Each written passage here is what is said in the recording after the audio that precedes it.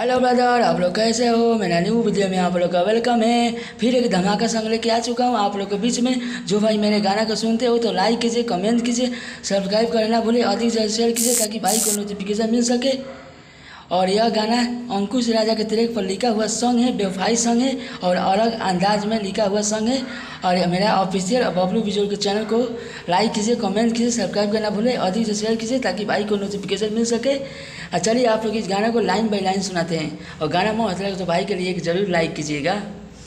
लागल जिंदगी में दगिया हमार माई रे, रोज चले आवे मिले हमारा गावे माई रे। यहाँ दो बगाना है।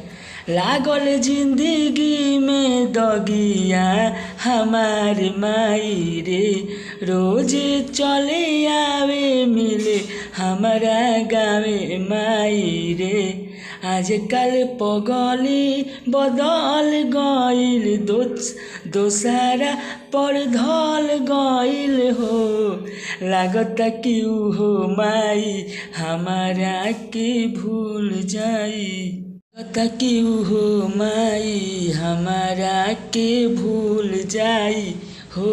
लागत कि हो माई हमारा के भूल जाई हो।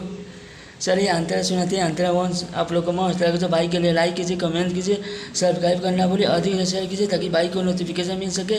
यह एक अंकुश राजा के ट्रैक पर लिखा हुआ सॉन्ग है। चलिए।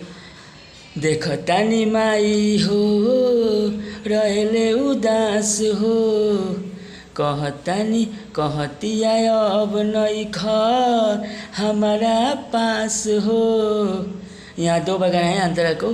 देखतानी माई हो रहले उदास हो, कहतिया अब नइखर हमारा पास हो।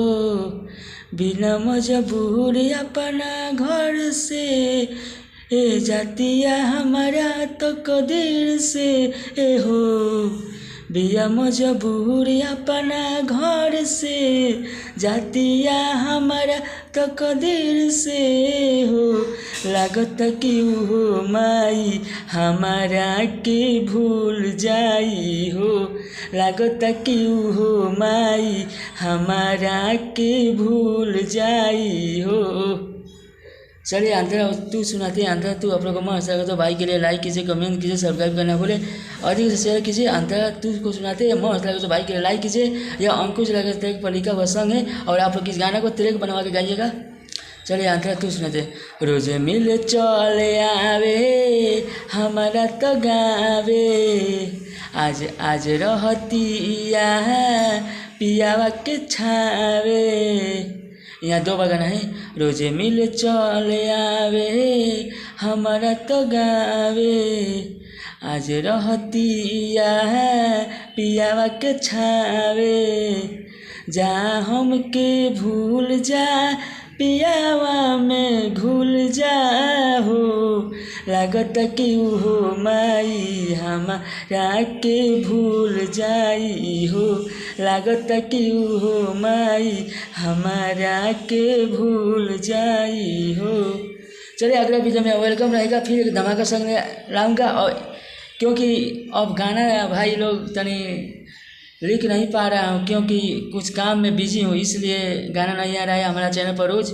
अब आएगा गाना कुछ दिन के बाद।